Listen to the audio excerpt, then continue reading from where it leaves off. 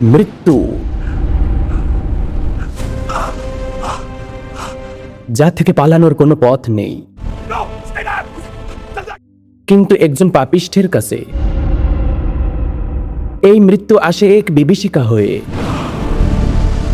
যখন তার রূহ বের করার সময় হয়, তখন আসমান থেকে কালো কুৎসিত চেহারার ফেরেশতারা নেমে আসে।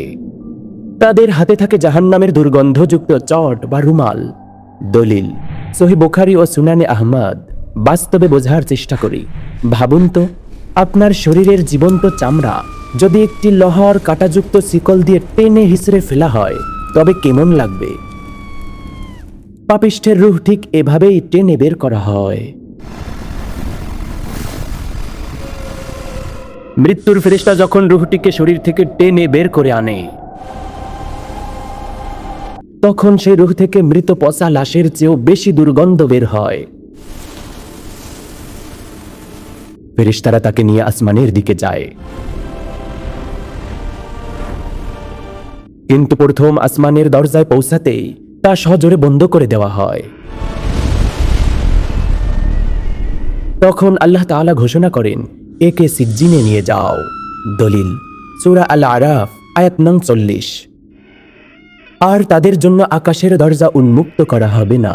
কিন্তু আসল ভয় তো কেবল শুরু। জানেন কি, সেই রূহকে আসমান থেকে কিভাবে নিচে নিক্ষেপ করা হয়? দাফন করে যখন আত্মীয়রা চলে যায়, তখন সেই রূহ শুনতে পায় তাদের জুতার শব্দ। এরপর আসে সেই ভয়ঙ্কর দুই ফেরেশতা, মুনকার ও নাকির। তাদের গলার আওয়াজ বজ্রের মতো, চোখ যেন আগুনের শিখা। তারা তিনটি প্রশ্ন করবে। মান রব্বুক? 1. তোমার রব কে? মান দীনুকা? 2. তোমার দিন কি? মান হাযা আর-রাজুলু আল্লাযী বুইসা ফীকুম? 3. এই ব্যক্তি রাসূলুল্লাহ সাল্লাল্লাহু আলাইহি ওয়াসাল্লাম কে? পাপিষ্ঠ উত্তর দেবে, হায় আফসোস, আমি তো কিছুই জানি না। আদাদ্রি, আমি তো কিছুই জানি না। তখন কার পরিণতি কি হবে দেখুন।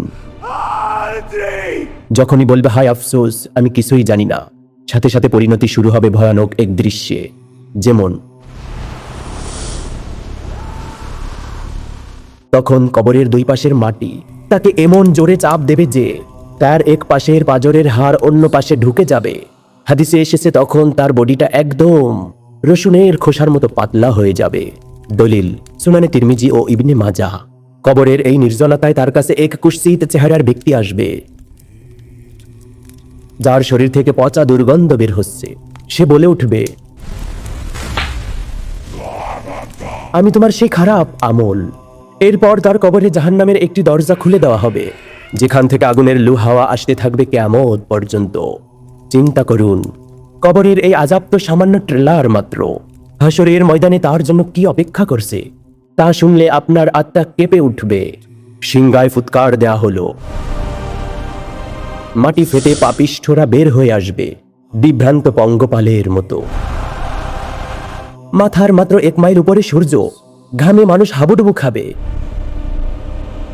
কারোর ঘাম হবে তখন হাঁটু পর্যন্ত, কারোর ঘাম হবে তখন কাঁধ পর্যন্ত, কেউ বা আবার ঘামে হাবুডুবু খাবে। পাপিষ্ঠরা নিজেদের ঘামে নিজেদের লাগামবদ্ধ হবে। তৃষ্ণায় বুক ফেটে যাবে, তৃষ্ণায় বুক ফেটে যাবে, কিন্তু এক ফোঁটা পানি তাদেরকে দেওয়া হবে না। দলিল সহিহ মুসলিম। হাশরের বর্ণনা। বাস্তবতায় ফিরে একটি চমৎকার উদাহরণে বোঝার চেষ্টা করুন। ঢাকার জুলাই মাসের তপ্ত দুপুরে যদি এসি ছাড়া রোদে দাঁড়িয়ে থাকতে কষ্ট হয়, তবে সেদিন কি হবে যখন সূর্যের তাপ হবে কয়েক লক্ষ গুণ বেশি। এবার হিসাবের পালা। পাপিষ্ঠের হাতে আমলনামা দেয়া হবে পিছন দিক থেকে। পাপিষ্ঠদের হাতে আমলনামা দেয়া হবে পিছন দিক থেকে অথবা বাম হাতে। যখন মিজানের পাল্লায় তার নেকি মাপা হবে, তখন তার পাল্লা হয়ে যাবে একদম হালকা। তার জীবনের প্রতিটি ছোট বড় পাপ আজ পাহাড়ের মতো সামনে দাঁড়িয়ে।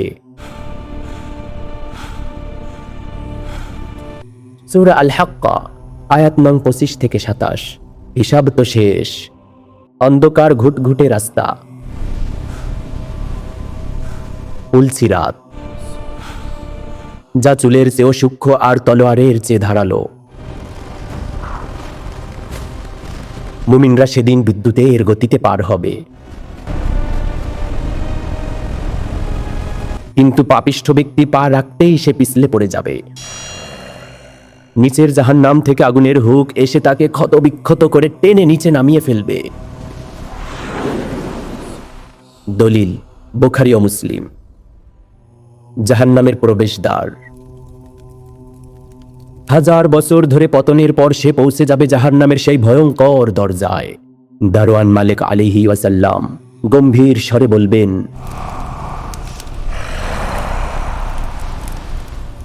আলাম ইয়াতিকুম নাযীর, তোমাদের কাছে কি কোনো সতর্ককারী যায়নি? তারা শিকলবদ্ধ অবস্থায় উপুর হয়ে জাহান্নামে নিক্ষিপ্ত হবে। তারা শিকলবদ্ধ অবস্থায় উপুর হয়ে জাহান্নামে নিক্ষিপ্ত হবে। তাদের খাবার হবে কাঁটাযুক্ত ঝাক্কুম গাছ।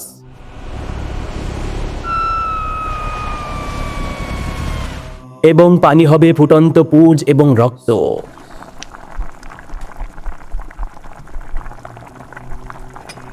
বাস্তব উদাহরণ, ফুটন্ত তেল শরীরের কোনো জায়গায় পড়লে আমরা চিৎকার করি,